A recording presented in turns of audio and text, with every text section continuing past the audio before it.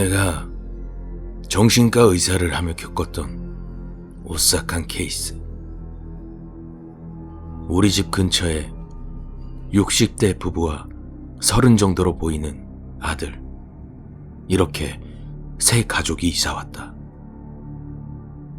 아들은 이른바 히키코모리라서 자주 볼 수 없었다. 그 가족에게 직접 들은 건 아니지만 아마도 체면 때문에 이사 온 것 같다. 그 아들은 날이 갈수록 밖에 나오는 횟수가 줄더니 어느덧 방에서 전혀 안 나오는 완전한 히키코모리가 되어버렸다. 매일 저녁마다 아들 방에서 부인의 고함 소리가 들렸다. 현관 앞에서 마주치면 웃으며 인사를 건네곤 했지만 부인은 눈에 띄게 야유어갔다. 이웃집 아들을 못 본 지 반년 정도 되었을 때 이웃집 남편이 내일 우리 집에 와주셨으면 좋겠습니다 라고 부탁했다. 개인 집에 방문해서 진찰했던 적은 없었지만 이웃사촌이고 해서 승낙했다. 그리고 그 다음날 그 집을 방문하니 부부가 함께 날 맞았다. 이쪽입니다. 부인이 아들 방을 안내했다. 부인은 문을 연 다음 언제까지 잘 거냐며 소리를 지르며 침대 이불을 들쳤다. 나는 경악했다. 침대에는 얼굴 없는 나체 마네킹이 누워 있었다. 그리고 남편이 나에게 말했다. 오늘 진찰해 주실 사람은 현실을 받아들이지 않는 나의 아내입니다.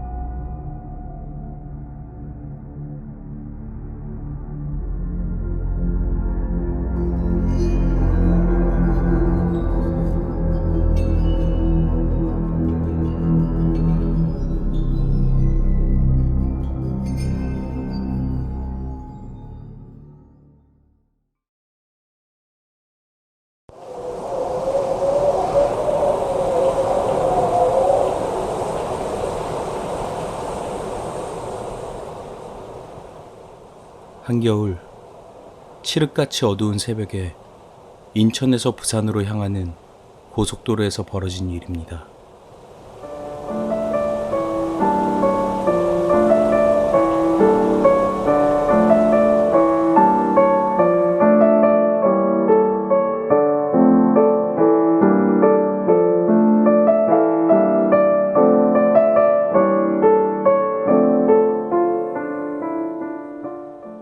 귀신보다 사람이 더 무섭다는 것을 다시 한번 절실히 느꼈습니다.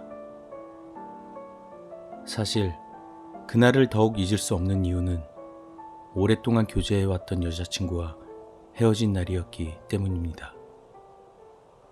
몸이 멀어지면 마음도 멀어진다고 했던가요? 저도 원래 인천에서 거주하고 있었는데 업무상 부산으로 가게 되면서 삐걱거리기 시작했던 것 같습니다. 반년을 그렇게 장거리 연애를 하다가 어느 날 그녀에게 다른 남자가 생겼다는 소식을 통보받고 일을 마치자마자 초저녁부터 인천으로 향했습니다. 운전을 하는 내내 분노에 차올라 영원히 이별할 것을 다짐하고 또 다짐했습니다. 멀리 떨어진 곳에서 혼자 끙끙 앓을 바에야 직접 만나 깔끔하게 끝맺음을 짓고 오고 싶었습니다. 자정이 다 돼서야 도착했고 그녀와 얘기를 나누다가 자신에게 더 신경 써야 했다는 둥 적반하장식으로 저를 대하는 그녀의 가증스러운 태도에 저도 모르게 남자로서 여자에게 하면 안 될 짓을 해버렸습니다.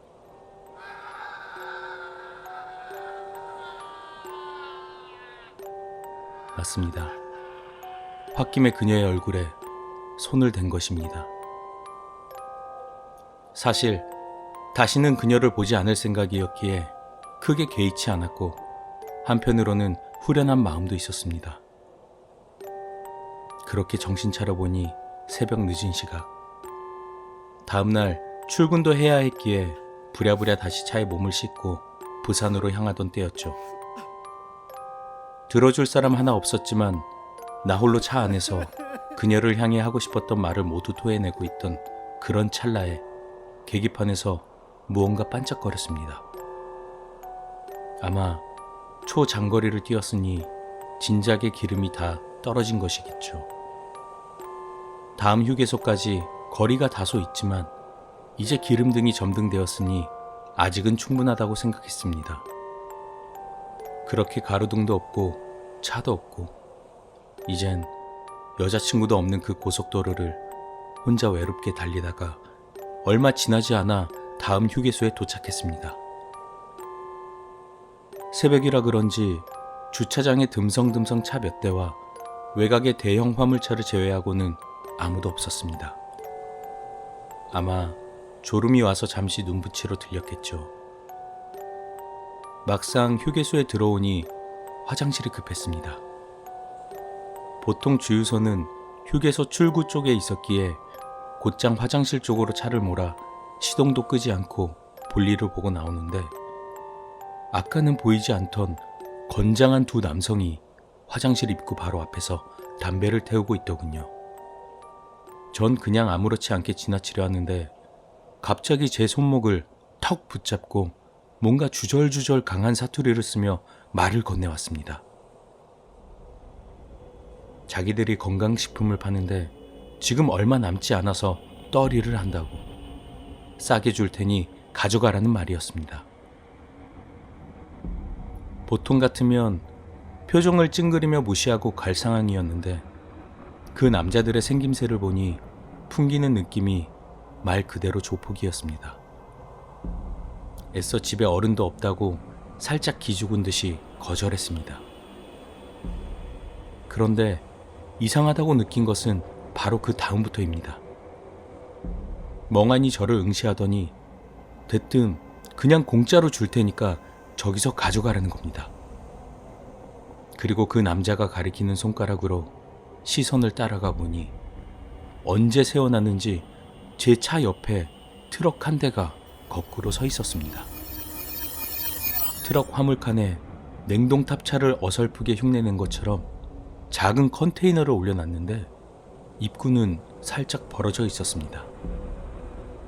순간 불현듯 지금 이 상황과 비슷한 인신매매수법에 대해서 들었던 기억이 떠올랐습니다.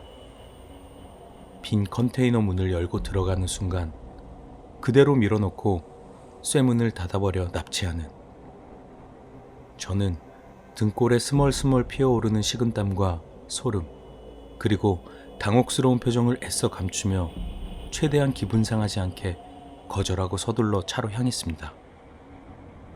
그 남성들을 뒤로하고 살살 뛰어가는데 어렴풋이 들리는 나를 향한 욕설 그리고 차를 타기 직전에 벌어진 컨테이너 문틈 사이를 슬쩍 보았는데 어두컴컴해서 아무것도 보이지 않더군요. 그런데 본능적으로는 안에 건강식품이고 뭐고 아무것도 없다는 것을 느낄 수 있었습니다. 저는 운전석에 안착하자마자 정신없이 휴게소를 빠져나왔고 그제야 턱끝에 맺혀있는 식은땀을 닦아내렸습니다. 심장이 미칠 듯이 두근대었고 손이 바들바들 떨렸습니다. 하필 고속도로에 어떻게 차 한 대가 보이지 않는지 저는 더욱 불안한 듯 룸미러를 통해 혹시 누가 날 따라오는지 계속해서 눈알을 바삐 굴려댔습니다. 그런데 또다시 불현듯 떠오르는 무언가. 저는 휴게소에서 시동도 끄지 않고 바로 화장실로 뛰어갔었죠. 물론 차문도 잠그지 않았습니다. 그런데 화장실을 나오니 내 차 옆에 트럭을 세워놨고 아무도 없는 휴게소에서 그 건장한 남성 둘은 마음만 먹으면 충분히 저를 무력으로 제압할 수도 있었을 텐데 혹시 뒷자리에 누가 웅크린 상태로 타고 있지는 않을까, 이런 생각이 들기 시작하자 마른 침을 꼴깍 삼키다 살에 들려 기침이 나더군요. 도저히 고개를 돌려 확인은 못하겠고 무엇인가 찾는 척 자연스레 오른손을 뒷좌석으로 넘겨 더듬거리기 시작했습니다. 만약 그때 손바닥에 낯선 사람의 온기라도 느껴졌다면 그대로 저는 실신했을 겁니다. 다행히 저는 한겨울에도 히터바람을 쐬지 않기에 차 안은 항상 차가운 공기로 가득했고 제 손에도 역시나 그저 싸늘한 기운만 감돌 뿐. 아주 싸늘한. 그런데 그때 다시 뭔가 잘못됐다는 걸 느낄 수 있었습니다. 속도를 내려고 엑셀을 밟는데 오히려 속도는 점점 떨어지는 것이었죠. 기름. 황급히 내비게이션을 보는데 다음 휴게소는 너무나도 먼 거리. 정말 속된 말로 그때는 멘붕이 되더군요. 그래서 비상등을 켠 채 고속도로 갓길에 차를 세워놓고 기름을 어떻게 하면 조달할 수 있을지 스마트폰으로 검색을 하고 있었습니다. 그때 왼쪽 사이드 미러로 차 한 대가 다가오는 것을 볼 수 있었습니다. 제 옆을 빠르게 지나치는 듯이 하더니 급정거를 하더군요.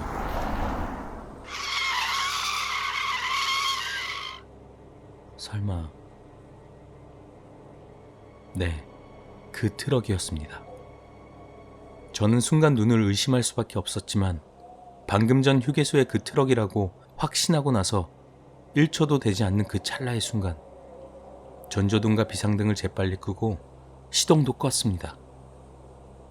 가로등 하나 없는 구간이라 그 덕분에 한 치 앞도 보이지 않는 상황이 연출되었어요. 그리고 그 트럭은 갓길에서 비상등을 켠 채 제가 있는 쪽으로 서서히 후진하기 시작했습니다. 숨이 막히는 듯 했습니다. 별달리 떠오르는 방안이 없었어요. 도망쳐야 한다. 생명의 위협을 받고 있다. 그저 살고 싶었습니다. 그 와중에 다행스럽게도 그 트럭이 저를 보고 바로 급정거를 했다지만 속도를 엄청 냈던지 저와의 거리가 꽤 된다는 걸 직시한 저는 밖으로 나와서 자동차 문을 잠그고 가드레일을 뛰어넘어 곧장 풀밭으로 몸을 숨겼습니다. 그리고 이쯤 되면 저기서 내가 절대 보이지 않겠다라고 생각되는 곳까지 벗어났습니다. 그들이 어떻게 할지 두려움 반 호기심 반 숨을 죽이고 지켜보았습니다. 트럭이 곧이어 제 차의 코앞까지 다가왔고 운전석과 조수석의 남성이 동시에 내리더군요. 운전석에서 내린 사람은 아까 두 남자 중 한 명이었는데 조수석에서 내리는 사람은 또 처음 보는 사람이었어요. 여기서 또 한 번 소름이 끼쳤습니다. 그리고 이내 그 둘은 주위를 살살 둘러보더니 제 차를 에워쌌습니다. 차 문을 두들기면서 뭐라 말을 하는 것 같은데 그것까지는 잘 들리지 않더군요. 제 차는 썬팅이 과한 편이었는데 아마 그런 어둠 속에서는 더욱더 자동차 내부가 잘 보이지 않았을 겁니다. 없는 척 했었을 거라 생각했는지 차를 강하게 흔들기 시작했습니다. 그래도 반응이 없으니까 한 남자가 뒷좌석 쪽으로 이동해 양손과 얼굴을 창문에 바짝 붙여 안을 샅샅이 확인하는 듯이 보이더군요. 그런데 놀라운 것은 바로 그때였습니다. 열심히 눈을 굴리던 그 남자가 갑자기 뒤로 획가닥 넘어지더니 기겁을 하며 자신들의 트럭으로 미친 듯이 내달리는 겁니다. 같이 있던 남자도 동달아. 트럭은 이내 시야에서 사라졌고 텅 빈 고속도로에는 다시 정적만이 흐르기 시작했습니다. 저는 멍하니 그 광경을 보고 있다가 확실히 그들이 떠났다고 생각이 들자 제 차로 다가갔습니다. 그리고 운전석에 재빠르게 몸을 싣고 도대체 그들이 무엇을 보았기에 그렇게 기겁을 하고 도망쳤는지 뒷좌석으로 고개를 천천히 돌려보았습니다. 그리고 이내 안도의 한숨을 내쉬었고 그들이 왜 그랬는지 알 것 같았습니다. 제가 잠시 깜빡하고 있었거든요. 뒷좌석에는 피와 먼지로 범벅이 된 여자친구의 싸늘한 시체가 누워있다는 것을요. 심심한 웃음이 튀어나왔고 차마 감지 못한 그녀의 동공은 저를 원망하듯 응시하고 있었습니다.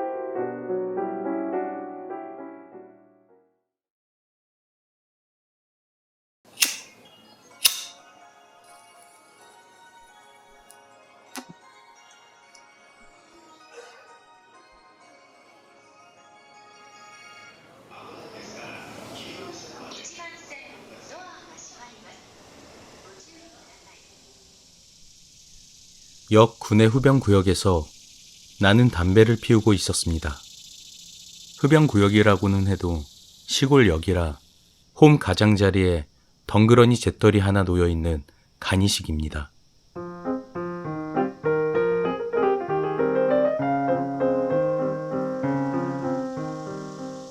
곧 깔끔한 노신사 한 명이 뒤에서 다가왔습니다.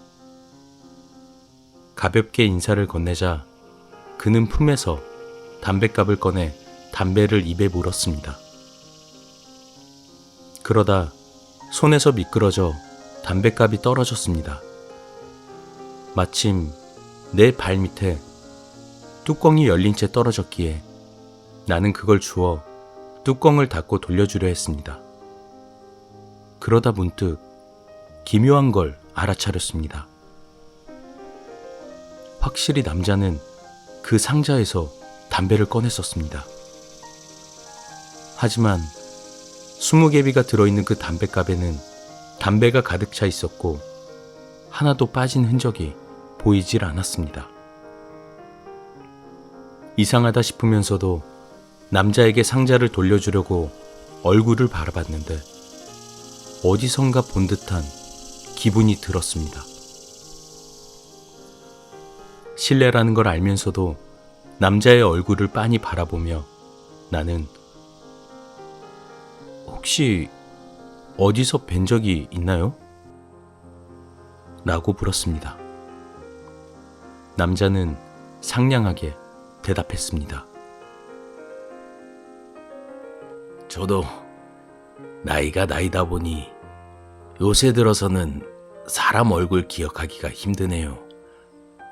하지만 이 좁은 시골 동네 어디선가 한 번쯤 마주쳤을지도 모르겠습니다. 묘하게 이야기하기 편한 그 분위기에 나는 잡담 삼아 평소라면 누구에게도 말하지 않을 것들을 늘어놓기 시작했습니다. 스스로도 내가 이렇게 수다쟁이였나 싶을 정도로 많은 이야기를요. 그는 그런 내 이야기를 싫은 얼굴 한 번 하지 않고 싱글벙글 웃어가며 종종 맞장구도 치면서 들어줬습니다. 먼저 담배를 다 피워버린 나는 그에게 다음에 또 어디서 만나 뵈면 좋겠네요. 라고 흔해 빠진 말을 건네고 등을 돌려 개찰구로 향했습니다. 묘하게 그리운 기분이 들게 하는 사람이라고 생각하며 두세 걸음 걸었을 때 문득 나는 떠올렸습니다. 어릴 적 자주 담배를 피우며 나랑 같이 놀아주셨던 삼촌의 얼굴을요. 삼촌은 내가 대학교 2학년 때 세상을 떠나셨던 터였습니다. 나는 반사적으로 뒤를 돌아봤습니다. 삼촌은 마치 내가 돌아볼 것을 알고 있었다는 듯 시선이 서로 마주쳤습니다. 머리에 쓴 중산모를 살짝 들어 올리고 건강하길 이라며 상냥하게 웃어 보입니다. 착각일지도 모른다고 생각하며 나는 그대로 홈에서 빠져나왔습니다. 개찰구로 나와 흡연구역 쪽을 바라보자 그는 사라진 후였습니다. 시골역 홈이라 개찰구도 출입구도 하나뿐이고 그 사이 전철이 지나간 것도 아니었습니다. 나는 당분간 출구에서 그가 나오길 기다려봤지만 역시 나오지 않았습니다. 역시 삼촌이셨구나. 나는 고개를 끄덕이며 역을 뒤로 했습니다. 그로부터 얼마 후 삼촌 무덤에 성묘를 갔습니다. 그렇게나 좋아하시던 담배에 불을 붙여 올리고 예의가 아니란 걸 알면서도 나 역시 담배 한 개비를 입에 물고 어릴 적 이야기를 했습니다. 어쩐지 무언가 가득 채워진 것 같은 기분이었습니다. 담배 연기가 그리운 삼촌의 냄새를 떠올리게 합니다. 그날 이후 나는 매일같이 그 흡연구역에서 담배를 피우고 있습니다. 다시 삼촌을 만날 수 있지 않을까 생각을 하며 그리운 옛 추억을 곱씹어가며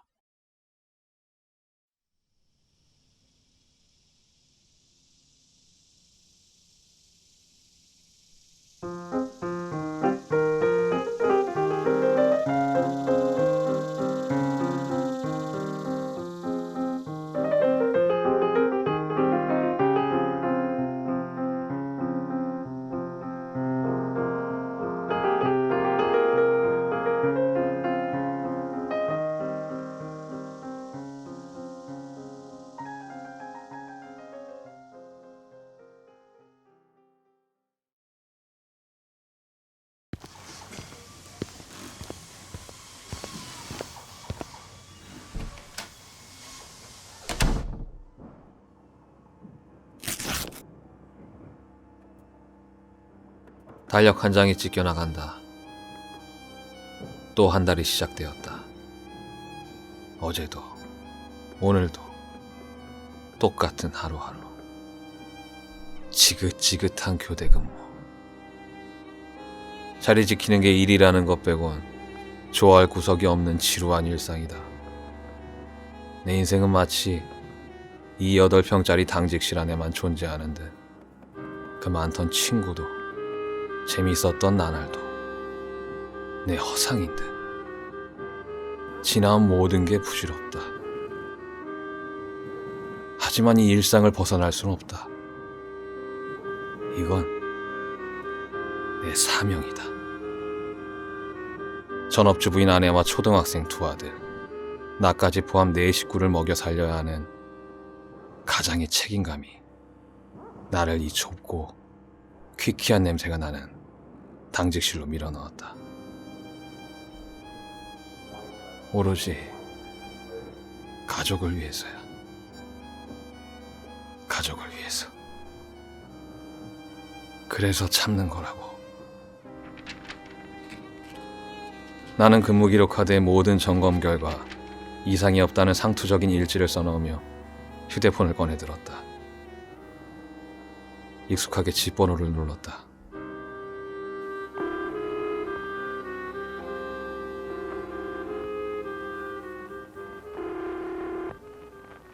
여보세요. 몹시 지치고 짜증에 찬 말투로 전화를 받는 아내. 듣는 나도 힘이 빠진다. 지금 밖에서 고생하며 돈 버는 사람이 누구인지 모호해진다. 나야, 뭐하고 있어? 애들 아침 먹였지. 오늘 일요일이라 좀 늦게 먹였다. 식사 매일 똑같은 시간에 해야지. 그것도 습관 중요하다고 뉴스에서 나오더라. 알겠어? 애들 칫솔질 시켰어? 이 여자가 무덤덤하게 좀 다정하게 말해주면 남편 힘나고 좋잖아. 그냥 그저 그런 듯 건성 하여간 아래 위로 꼭꼭 잘했어? 이빨 뒷면에도 잘 닦이고 이 사이사이도 중요하다. 위에서 아래로 해가지고 자기가 옆에서 습관을 잘 길러줘야 된다고. 아, 여보. 그건 내가 알아서 할게. 왜 그러는데 자꾸. 전화로 꼭 해야 되나? 뭐라고? 전화로 꼭 해야 되냐고? 알아서 한다고? 아니 지금 내가 간섭한다는 얘긴가? 아니 자기 방금 그 말은 내가 기분이 좀 언짢다. 꼭 내가 간섭한다는 소리로 들리고.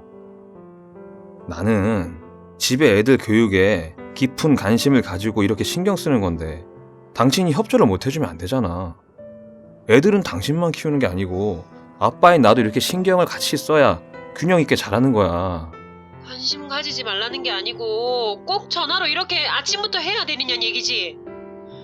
꼭 명령조로 멀리서 시키듯이 얘기하면 듣는 나도 답답하다. 답답하다고? 명령조로 시키듯이 말한다고? 아니 대체 뭐가 어떻다고? 아니 그럼 칫솔질 잘 시키는 것도 못하겠단 거야?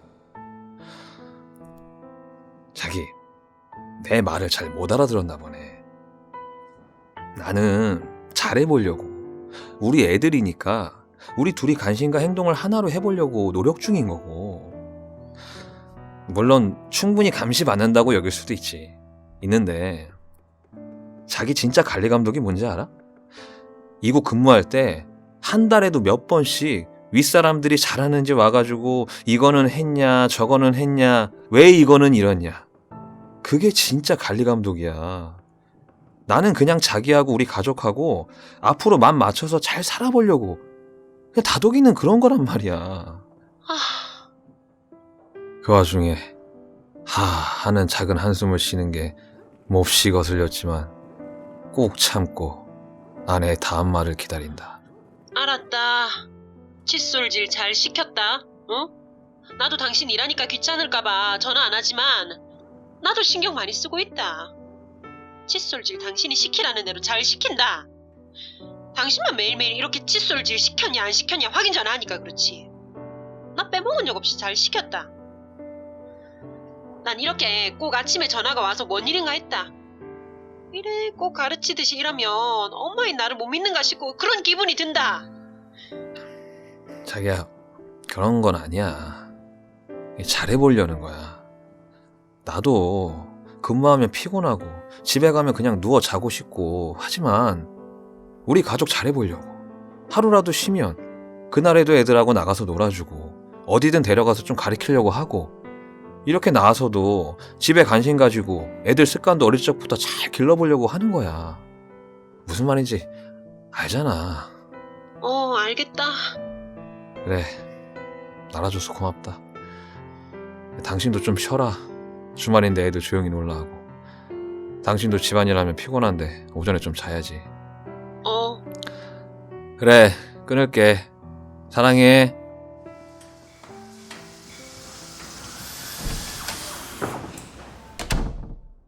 현장에 가서 기계들을 점검하고 당직실로 돌아오니 이마에 땀이 맺혀 오른다. 시계를 쳐다보니 1시간 정도 지나 있다. 곧 오전 일과도 끝나는구나. 하루 참 부질없다. 스마트폰으로 뉴스를 읽고 있으려니 문득 불안한 마음이 든다. 통화 내역을 누른 다음 집으로 전화를 건다. 여보세요. 아까 그렇게 가장으로서의 어려움을 피력했는데도 또 이렇게 상냥하게 안 받아주고.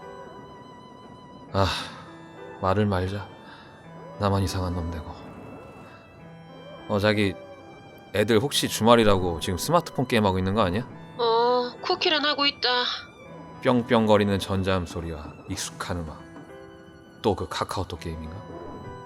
지금 하고 있으면 언제부터 했어? 오래 한 거 아니야? 한 4, 50분 했겠지? 안 돼. 그거 딱 10분만 하고 더 끄라 그래. 전화기 너머로 아내가 아빠가 게임 10분만 더 하고 끄란다. 고하자 아이들 볼멘 소리가 들려왔다. 아빠가 끄래. 꺼라. 아빠한테 혼나기 전에 다시 목소리가 가까워졌다. 끄라고 했다.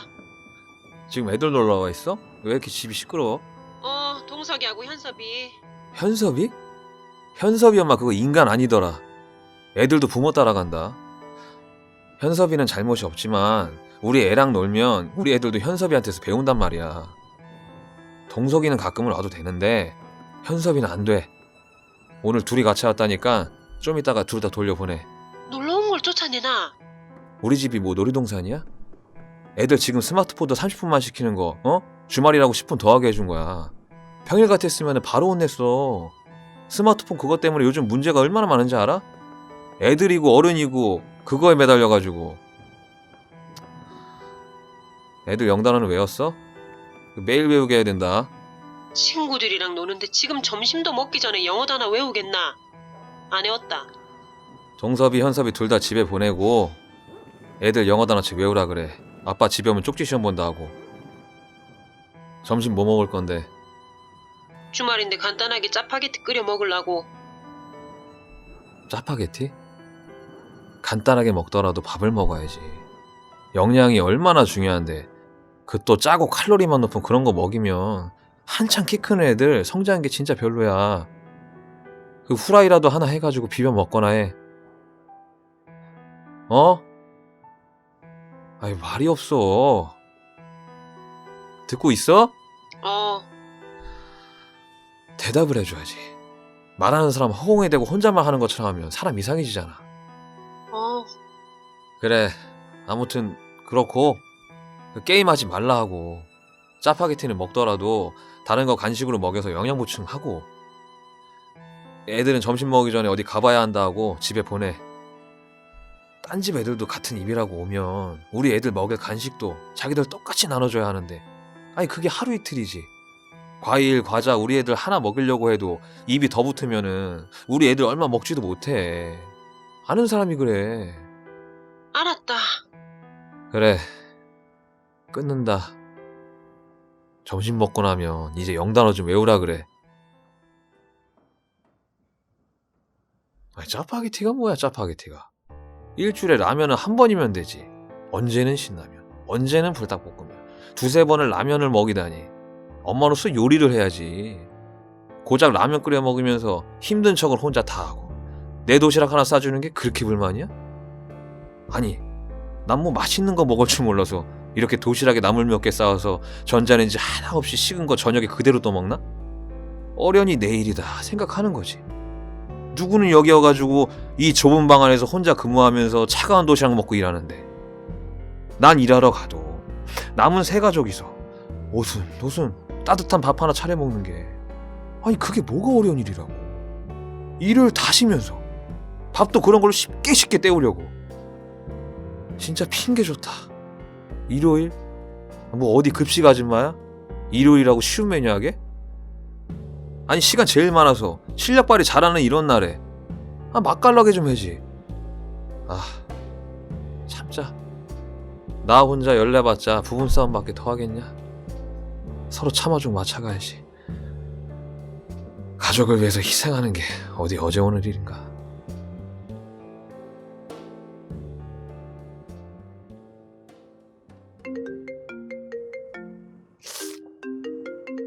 침을 닦았다. 반쯤 먹은 도시락을 닫은 채 의자에 기대어 막 잠이 들려던 찰나에 전화벨 소리가 울렸다. 아내의 전화. 나야 여보. 바쁘나? 아니 지금 이제 5일가 시작하기 전에 잠시 눈 좀 붙이려 기대 있었어. 전화가 오길래 일어났다. 딴 집 애들은 갔어?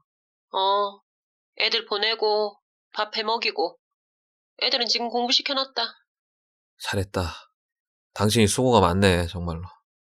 나는 당신 하는 말 알아주고 마음 알아주려고 노력하는데 갑자기 내 좀 서럽다. 이건 무슨 뜬금포야? 왜? 무슨 일 있어? 자기야말로 내 말 몰라준다. 무슨 소리야? 천천히 말해봐. 눈 좀 붙여야 오후에 버티는데 이 짧은 쉬는 시간에 사람을 붙잡고. 이거 해라 저거 해라 다 좋단 말이야. 응? 애들 잘 키우려고 하는 거 맞지. 내도 안다. 그런데 하라는 대로 다 하고 그렇게 하루하루 애들하고 투닥거리고 돌아서면 당신 교대 근무한다고 옆에 없지.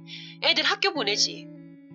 나 혼자 아침부터 당신 회사 보내고 애들 학교 보내는 전쟁 치르고 맨날 이렇게 내 생활은 없고 잠시 있다가 또 청소하고 빨래하고 점심 저녁 할 거 장 보고 애들 돌아오면 또 밥 먹이고 이거 해라 저거 해라 또 애들 일에 치이다가 애들 재우고 나면 그냥 바보처럼 드라마 하나 멍청하게 보다가 그러다가 자려고 하면 있잖아.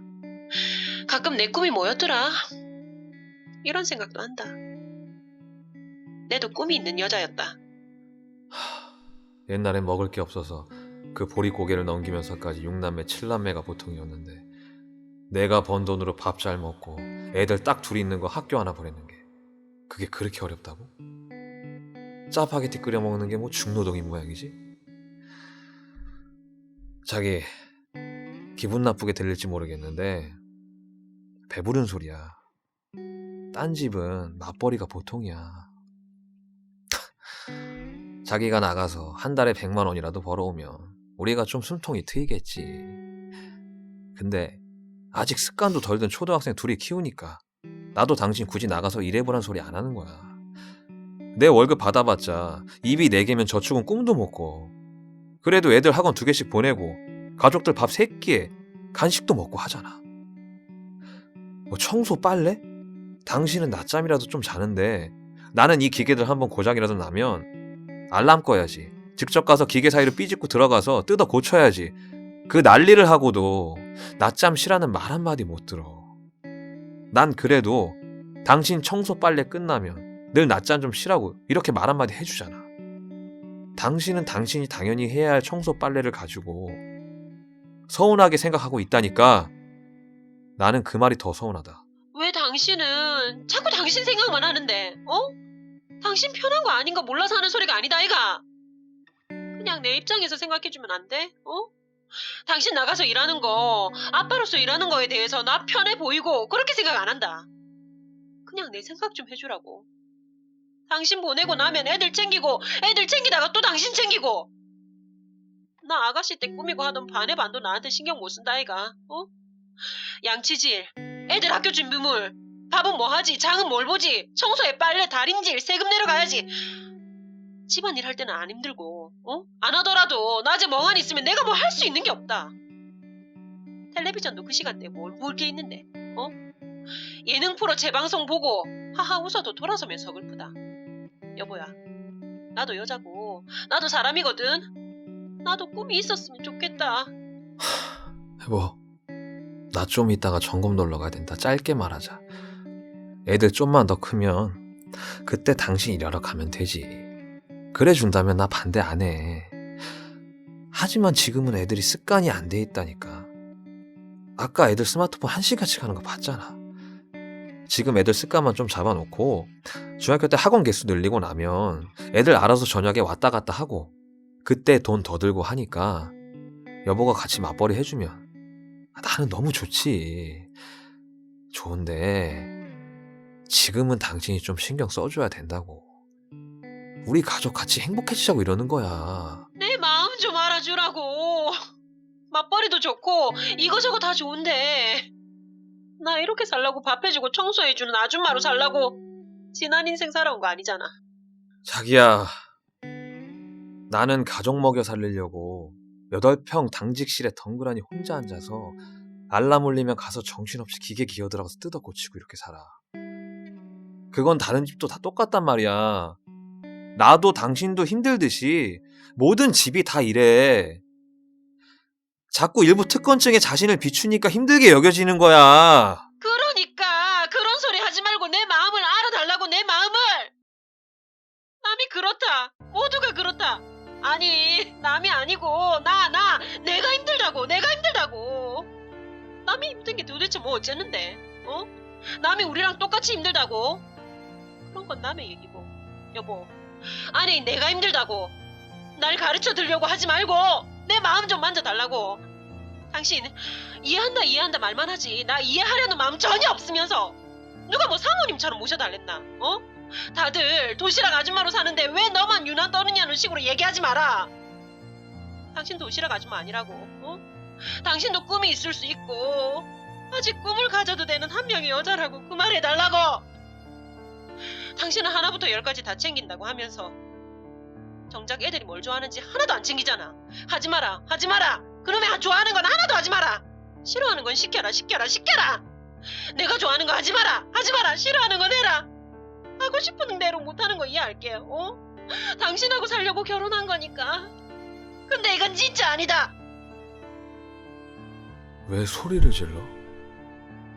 집에 관심 가지고 조금이라도 애들 교육에 도움되려고 도움만 하고 집에 자주 못 들어가는 대신에 이렇게라도 집에 관심 가지고 하는 가장의 노력을 몰라주는 게 진짜 몰라주는 쪽이 어딘지도 모르는 게 난 8평 당직실 의자에서 쪼그려 새우 잠잘 때 청소 빨래만 맞춰놓으면 아니 잠시 밀어놓더라도 피곤하면 침대에서 편안하게 자고 일어나면서 애들 학교만 보내놓으면 남들 일하는 시간에 자기는 그 시간에 빨래랑 청소 좀 하는 게 교대 근무하고 겨우 쉬는 날에도 가족들하고 시간 보내려고 짧은 시간 이용해서 산에도 가고 놀이공원에도 가려는데 무슨 특별한 바람이 불어서 매일 여행 가고 싶다 노래를 부르는 게 결국 그 소리네. 나랑 살아서 이렇게 구질구질하다. 애 기르기도 싫고 이렇게 만든 나도 싫다. 그 소리네. 아, 그럼 당신 하고 싶은 대로 하든가. 진짜 당신 내가 참으려고 했는데 너무하네. 당신만 몰라줘서 미안하다. 아니 뭐 도무지 알겠어야 말이지. 당신이 하고 싶은 대로 해봐. 내가 못 알아주는 대신에 그건 내가 안 말릴게. 나 점검 가야 된다. 끊는다. 여보, 내 말은.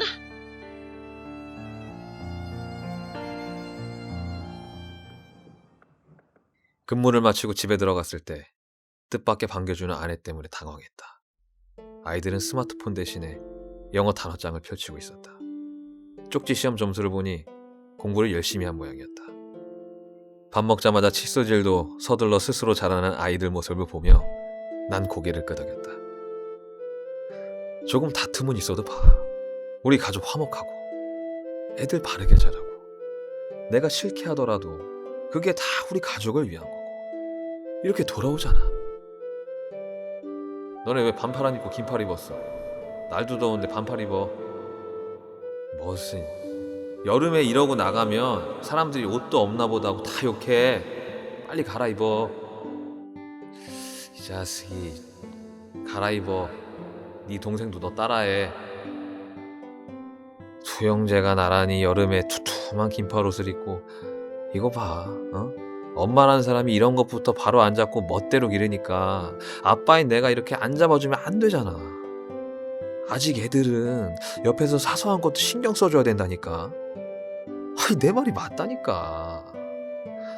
너 딱 집에서만 입고 밖에 나갈 때는 딴 거 입어. 내 말이 맞아. 내가 잘하고 있는 거야.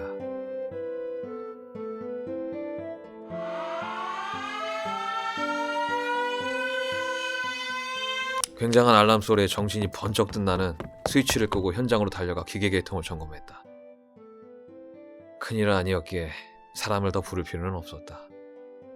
당직실로 돌아와 헬멧을 벗으니 부재중 전화가 왔다는 알림음이 들렸다. 3통씩이나. 전부 아내의 전화다. 그동안 아무 말 없이 고분고분 잘 따라와주어 걱정 없었는데 일부러 전화도 전보다 적게 했는데 웬 전화지? 설마 애들이 다쳤나?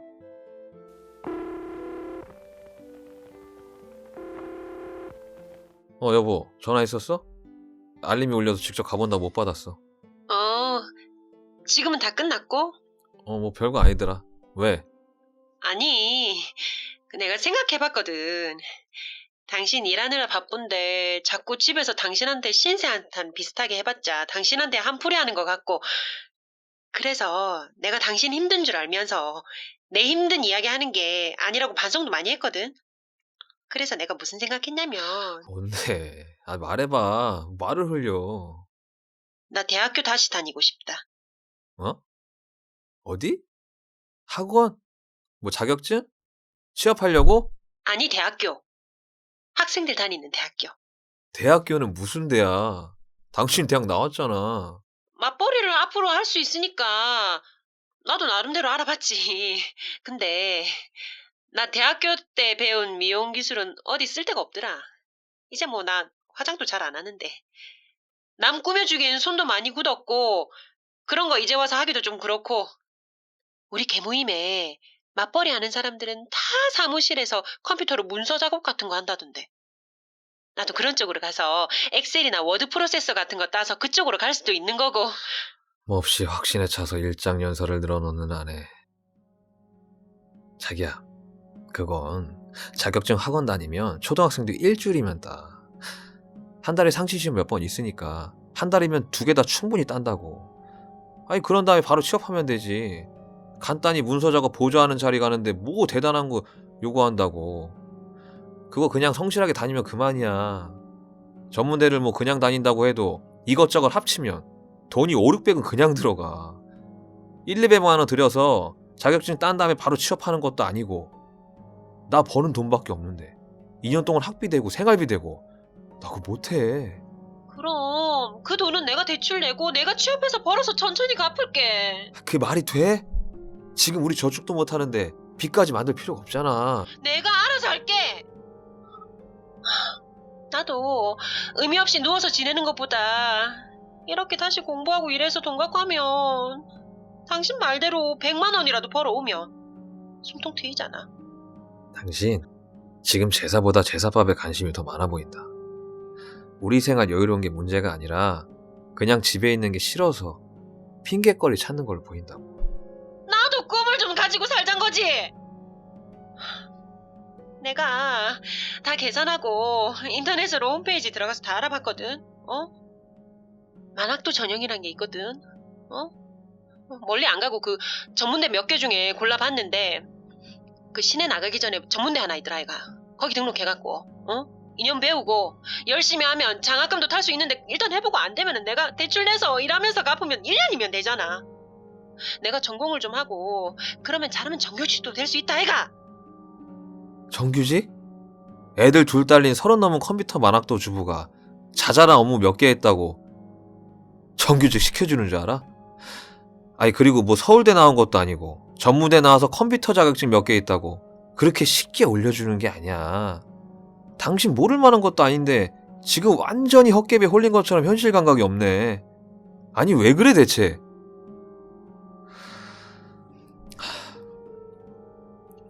생각해봤다고 당신은 말하지만 그거야말로 짧은 생각이야. 우리 현실적으로 생각하자. 아니 내가 당신 공부하고 싶은 걸 말릴 권리는 없지. 근데 간단히 학원에서 그것도 아니면 집에서라도 컴퓨터 자격증은 충분히 딸 수 있고 어차피 그 자격증 정도만 있어도 충분히 할 수 있는 일을 빚까지 내고 싶어하고 대학에서 2년간 배워야겠다고 하고 당신 솔직히 빚 내서 대학 다닌다는 게 어디 20살짜리들이 배워서 먹고 살려고 배우는 그런 수준이 아니잖아. 그냥 집에 멍하니 있는 거 말고 대학 다닌다고 대학 나와서 취업했다고 예전에 못한 거 미련 남아서 갑자기 지금 그 생각이 나서 이렇게 얘기하는 거잖아. 그것도 다 한때야. 다른 쪽으로 좀 생각 좀 해보자. 자기 취업하는 거야. 나 지금도 반대 안 한다니까. 왜 또 말을 안 해? 여보세요. 여보세요. 여보세요.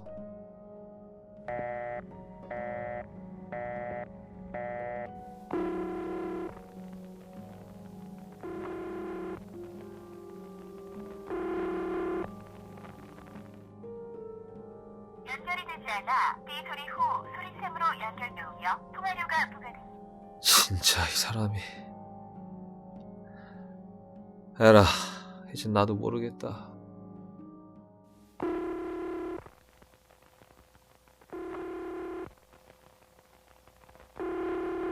여보. 왜 전화를 안 받아? 애들 집에 왔어? 애들 꽃밭에 데려다 놨다. 꽃밭이라니. 당신 애들한테 관심 없다고 한 거 기억나나? 아니라고 했지. 당신 관심 없더라. 그래서 매일매일 꽃밭에 데려다 놨었는데. 아니, 이해가 안 되는데 무슨 말 하는 거야? 공원? 저번에 우리 같이 간 거?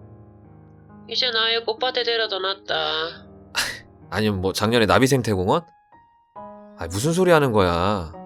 애들은 내가 데려다 놨고 나는 내 알아서 할게. 당신 맨날 나 알아서 잘하라고 하잖아. 알아주는 거 없이. 자기야, 지금 일방적으로 이렇게 말하면 상호 소통이 안 돼. 뭐 혹시 아까 내가 당신 다그친 것 때문에 그러는 거면 내가 미안해. 나도 사람이라 감정 조절이 잘 안 된 거고 이해해줘. 지금 나 집에 들어가고 있어. 나 월차 썼다. 우리 놀러도 가고 하자. 당신 옷도 사줄게. 지금 애들 어디 있어? 같이 있어? 왠지 자기란 말이 서글프네. 솔직히 진짜 당신 사랑해서 결혼했다. 자기야, 나 월차 냈다니까. 나 휴가 간다고. 아니, 웬일로 보너스도 주더라고. 나 지금 선물도 들고 간다. 선물 뭔지 안 궁금해? 우리 사귈 때 선물 많이 줬었는데. 기억나네. 그땐 당신이 내 맘 너무 잘 알아줘가지고 꼭 마음 읽히는 줄 알았다. 자기야, 나 지금 집에 다 왔다니까? 올 필요 없다, 오빠. 애들 꽃밭에 있고 나도. 전화가 이어졌지만 아무런 반응이 없다. 주차장에 차를 대자마자 차문을 열어젖히고 집으로 달려갔다. 급하게 여느라 차에서 쏟아져 나온 전문대학 입시 팜플렛과 학용품 세트가 주차장에 굴렀지만 그런 걸 주워 담을 시간은 없었다. 차키가 꽂혀있는 내 차도 누가 털어가든 말든 지금 그게 중요한 게 아니다. 여보! 여보! 문을 두드려도 초인종을 눌러도 반응이 없어. 바로 잠금장치 번호 4자리를 누른 뒤 집에 들어섰다. 꽃밭. 알록달록하게 핀 꽃.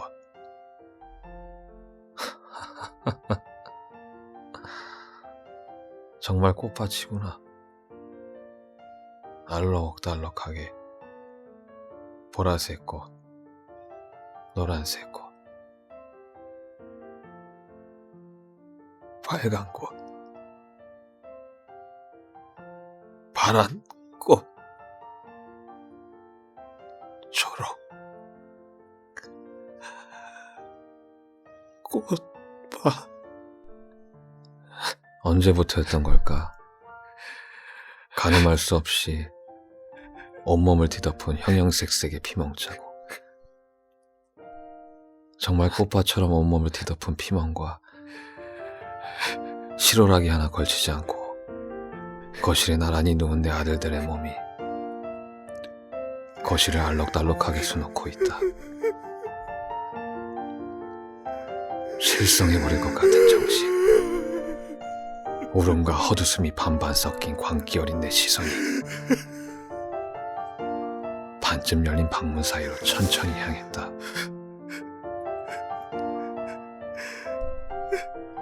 반쯤 열린 방문 사이로 힘없이 늘어진 얇고 하얀 손목. 마침내 나는 주저앉고야 말았다.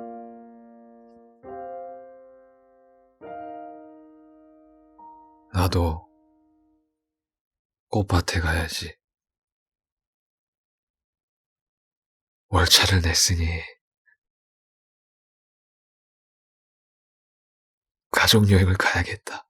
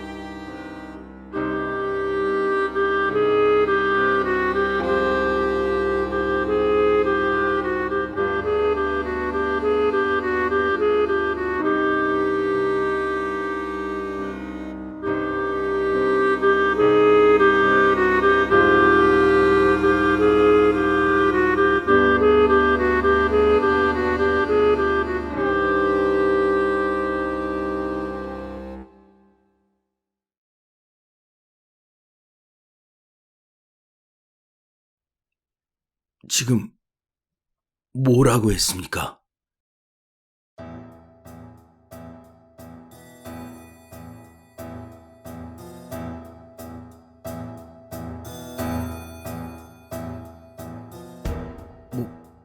뭐라고요? 아니, 지금 뭐라고 했습니까? 당신이 생각할 수 있는 살인 방법 중 살인당하는 자가 가장 무섭게, 가장 수치스럽게, 그리고 잔인하게 느끼는 살인을 하나 생각해 보라고요. 당신에게 있어 최고의 살인 방법 말이에요.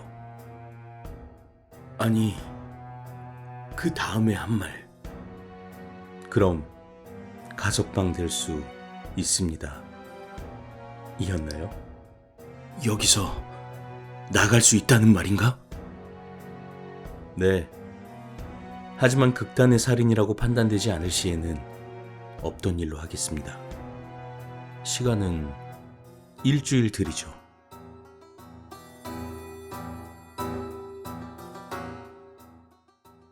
믿을 수 없는 일이 일어날 것 같다. 평생을 감옥에서 썩어야만 한다는 소리보다 더 믿을 수 없는 말이다. 이곳은 그에게 정말 지옥 같은 곳이다. 누구에게나 그렇겠지만 감옥이란 곳은 그에게는 정말 탈출하고 싶은 곳이었다. 군대에 막 들어가 선임에게 갖은 폭력과 갈굼을 견디다 못해 군대를 탈출하고 싶은 그런 마음보다 더 큰 탈출을 꿈꾸고 있던 이곳이다. 모든 자유와 권리를 박탈당한 이곳. 그에게 있어 이곳은 10년 동안 하루하루가 마치 차례로 매를 맞을 때 뒤에서 기다리고 있는 시간 같다고 생각했다. 언제 끝을 볼지 모르는, 내일이라도 당장 사형장에 끌려갈 것만 같은 그런 나날들을 보내고 있었다.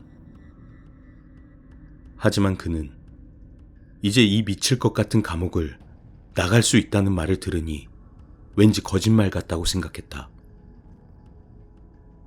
그가 워낙 복잡한 사건을 여럿 만들어놔서 그런지 여러 형사들이 그를 조사하러 왔고, 그럴 때마다 그는 마주치는 감방 관계자에게 물어봤다.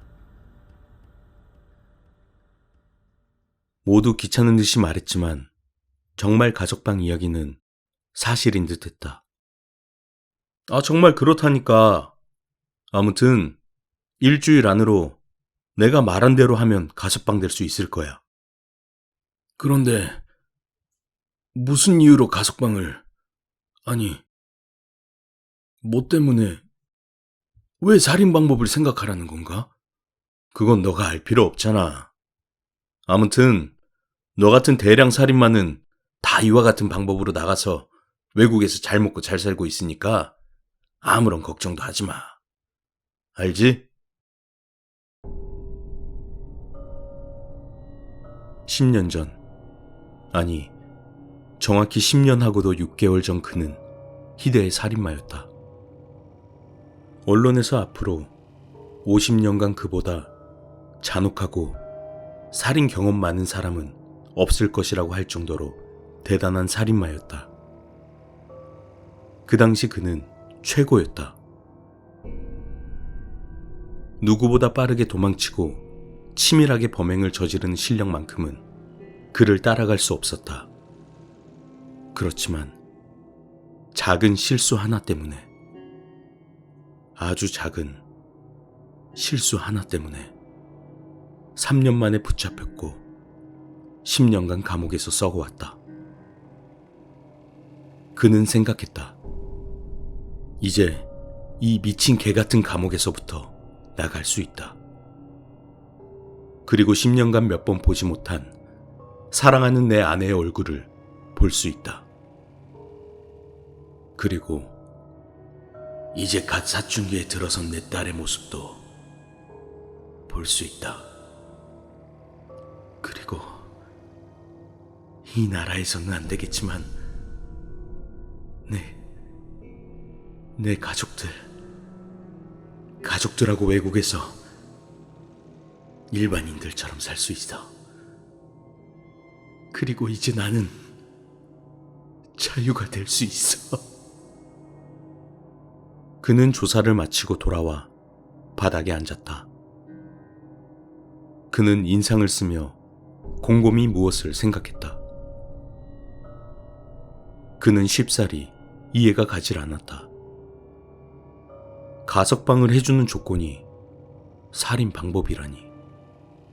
국가가 공산주의로 바뀌어 사형 제도가 살아나고 평범한 살인 제도를 싫어하는 지도자로 바뀌었나 싶었다.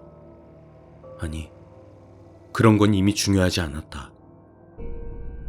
그는 살인 방법을 말하면 가석방을 해주겠다는 말이 도통 이해가 가지 않았지만 이해가 가는 건 나중 일이고 일단 나가는 것이 그의 머릿속에서 우선순위였다. 일주일 안으로 나갈 수 있다니. 그는 원한다면 최고의 살인 방법을 생각해 주리라 마음먹었다. 치밀하게 범행을 저지르고 도주하는 것에 있어 그를 따라올 자가 없을 테지만 살인을 하는 방법에 있어서도 그를 따라올 자는 없을 것이다. 그는 최고이니까. 그가 현 시점에서 살인의 귀재이니까. 그 증거는 그에게 가석방까지 시켜주면서 살인 방법을 물어보기 때문이다. 10년 전, 그가 마지막으로 한 살인이 뉴스에 났을 때가 있었다. 사람의 두 팔, 다리, 머리를 모두 떼어낸 5군데 부분을 시계 방향으로 모두 한 칸씩 옮겨붙여 바늘로 꿰맨 일이다. 얼핏 보기에는 약간 우스꽝스러운 모습이 되었지만 그는 충분히 만족을 느꼈다. 하지만 최고의 방법이라고 하기엔 너무 흔해 빠졌을 것이다. 살인당하는 사람에 있어 가장 무섭고 잔인한 살인 방법. 그에게는 그딴 건 이미 살인 경험을 통해 알고 있었다. 살인당하는 사람뿐 아니라 그것을 보고 있는 당사자의 가족까지 느끼는 공포. 그가 대량 살인마로 인기가 급상승 중일 때 어느 한 가정집에 들어가 그 가정의 아이들과 아내를 묶어두고 그 앞에서 남편을 몽둥이로 쳐 죽인 적이 있다. 아마 입을 막지 않았으면 그들의 목소리가 하늘 끝까지 울려 퍼졌을 것이다. 그는 나중에야 알았지만 TV로 봤을 때 그가 살인한 사람들의 가족 중에서 가장 비탄하고 혼돈에 빠진 가족은 바로 그 가족이었던 것이다. 살인을 당한 사람의 고통은 죽으면 끝이 나지만 그걸 지켜본 가족의 고통은 끊임이 없었다. 이걸로 그의 숙제는 끝이 났다. 하루 만에 숙제를 해치운 그는 나머지 6일 동안 긴장과 기대에 찬 마음으로 지낼 것이었다. 안녕하세요. 일주일 전에 말했던 제안 기억나시죠? 네, 기억납니다. 그럼 한번 당신의 말을 들어볼까요? 오, 역시 희대의 살인범은 다르긴 다르네요. 감옥 관계자로 보이는 사람이 종이의 못을 끄적이며 말했다. 난 언제 여기서 나갈 수 있습니까? 글쎄요. 위에서 명령이 떨어져야 나갈 수 있겠죠? 아마 내일쯤 되지 않을까 싶은데요? 그는 지금 당장 내보내달라고 소리를 지르고 싶었지만 혹시 난동을 부리면 일이 꼬이지 않을까 싶어 잠자코 있을 수밖에 없었다. 더 하실 말씀은 없는 거죠? 네, 그가 입을 열 때 뒤에 있던 간수의 몽둥이가 그의 뒤통수를 향했고 그는 지푸라기처럼 힘없이 쓰러졌다.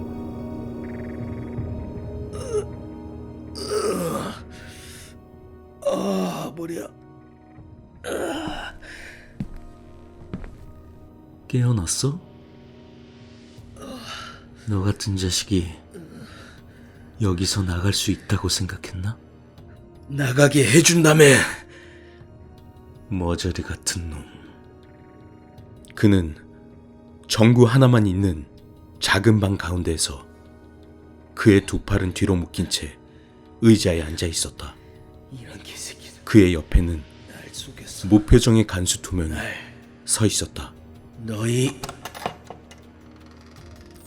그가 어떤 말을 하려고 입을 열었고 동시에 문이 열리면서 분홍 원피스를 입은 한 소녀가 안 돼. 들어왔다. 안 돼. 그는 말을 잇지 못했다. 인사해. 내가 주는 선물이야.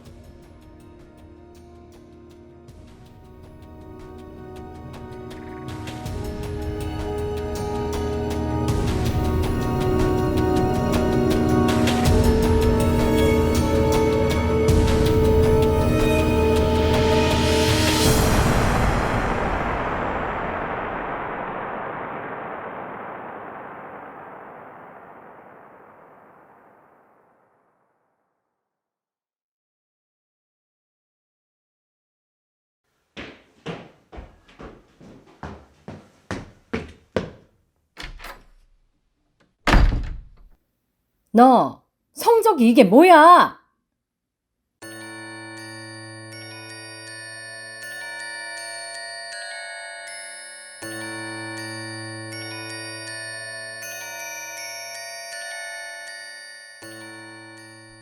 등 뒤에서 벌컥 문이 열리며 화난 엄마 목소리가 났다. 너무해.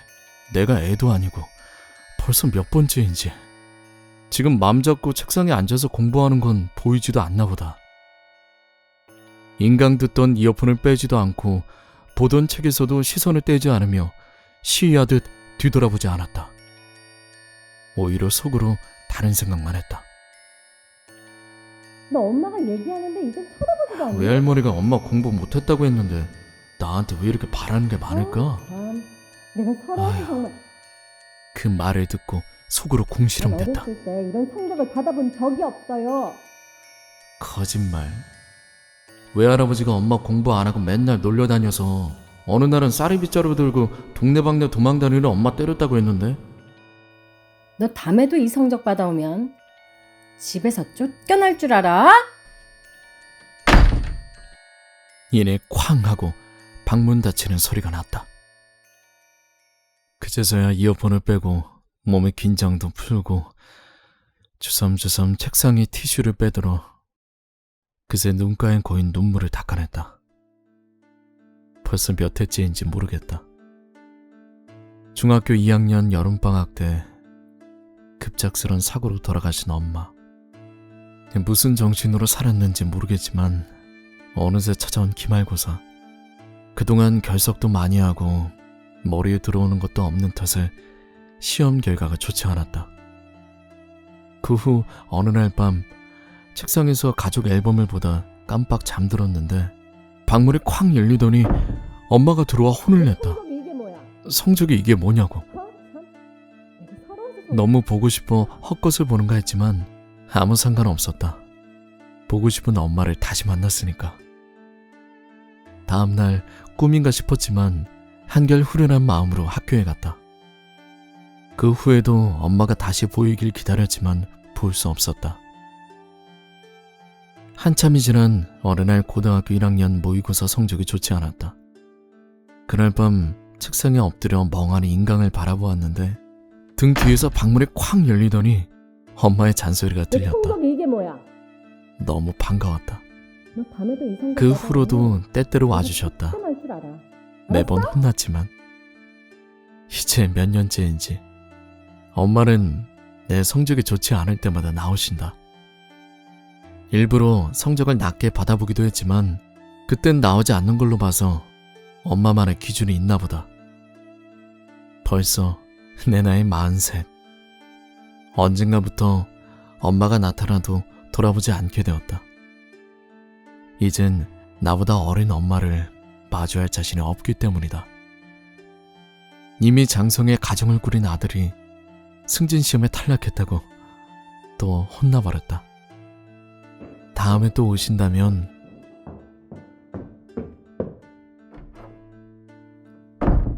너 성적이 이게 뭐야? 너 엄마가 얘기하는데 이젠 쳐다보지도 않니? 하, 참. 내가 서러워서 정말. 나는 어렸을 때 이런 성적을 받아본 적이 없어. 너 다음에도 엄마, 내 걱정 그만하고 이제 편히 쉬셔도 돼요.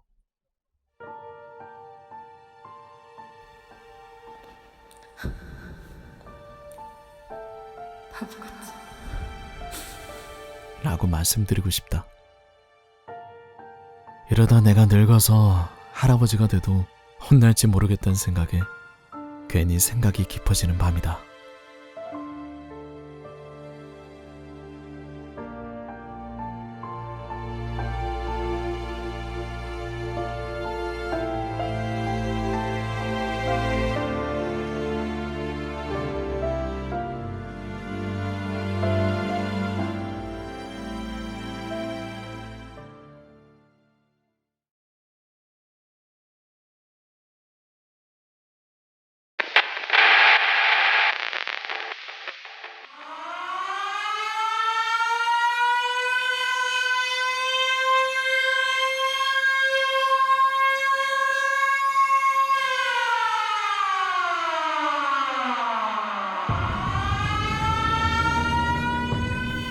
뿐이야.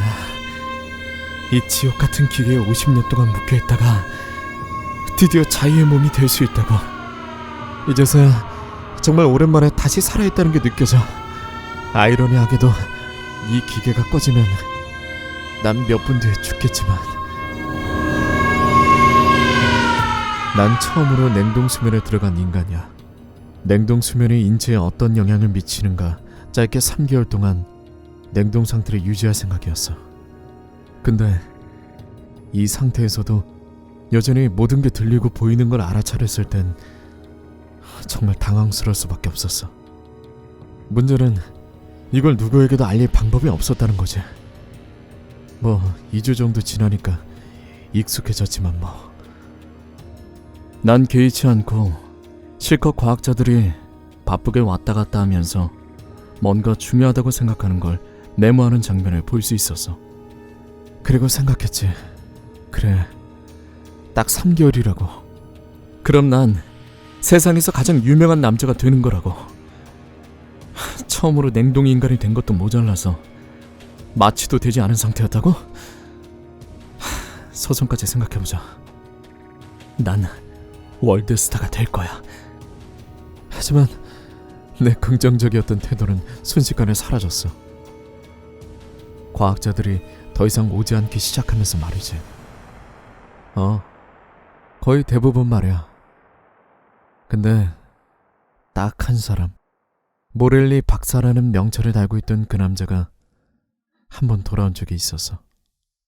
그 사람이 내 앞 유리창에 손을 올렸을 때 그 주변이 살짝 젖어 있는 걸 볼 수 있었어.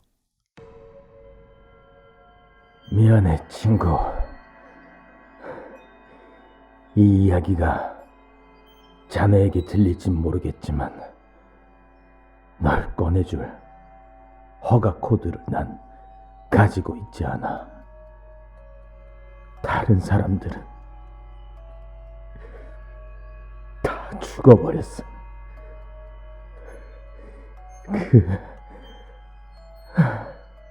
박사는 한숨을 내쉬었어.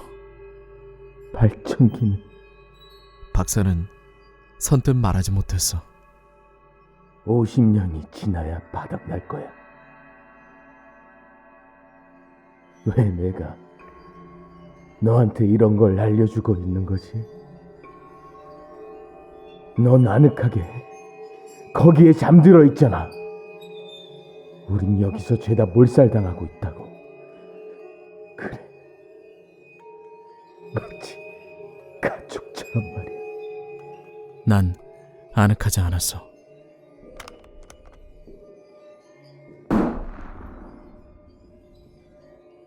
난 거의 50년 동안 빈 방만 바라보고 있었어. 그렇게 난 모를리 박사가 권총으로 자살하는 것도 봤고 그의 시체가 천천히 썩어가는 것도 지켜봤어.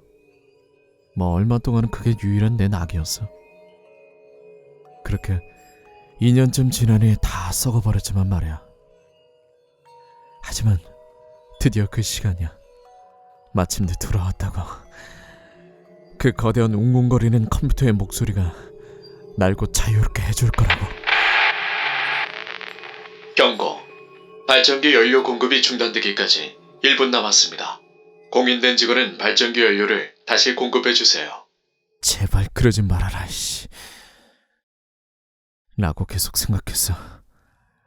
날 놀리던 사람도 날 걱정하던 사람도 진작에 다 죽어버렸다고. 드디어 끝나가고 있어. 불빛도 흐릿해지고 있어. 밖에 있던 생명 유지 장치가 꺼지는 게 보여. 모르핀 주입기도 꺼졌어. 감각이 돌아오고 있어. 반 100년 동안의 냉동 상태로 있었던 건 정말 족같이 아프지만 이것도 곧 끝나겠지. 호흡이 느려지고 있어. 근육은 조금도 움직일 수는 없지만 만약 할 수 있다면 지금쯤 내 얼굴엔 미소가 지어있겠지. 잘 가라, 이 빌어먹을 얼음 지옥. 에러. 발전기 오작동. 백업 발전기 온라인. 전원 복구. 시스템 온라인. 냉동 생명 유지. 시스템 손상. 모르핀 주입기. 백업 발전기 예상 가동 시간 84년 3개월 1주 4일입니다. 냉동수면 실험을 재개합니다. 냉동수면 실험을 재개합니다. 냉동수면 실험을 재개합니다. 냉동수면 실험을 재개합니다.